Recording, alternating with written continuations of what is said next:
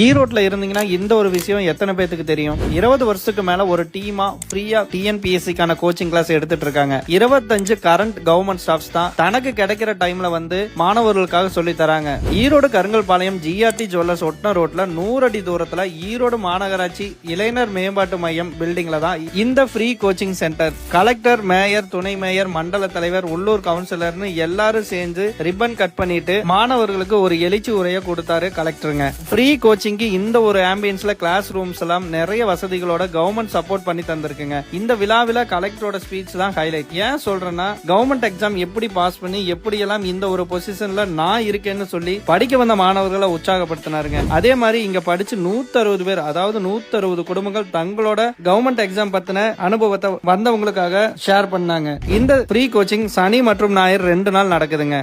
வந்த எல்லாரும் நம்ம எப்படியாவது பாஸ் பண்ணி ஆபீசர் ஆகிற மாட்டோமாங்கிற ஏக்கத்தோட இருக்கிறத பார்க்க முடிஞ்சதுங்க. எனிவே, நல்லதொரு சோசியல் சர்வீஸ் ஈவெண்ட்டுக்கு ஒன்ஸ் மோர் போட்டோகிராஃபிக்கு வாய்ப்பு கொடுத்த பாரதி பயிற்சி மையத்துக்கு ஈரோடு ஜில்லா இன்ஸ்டாகிராம் பேஜ் சார்பா மனமார்ந்த நன்றிங்க.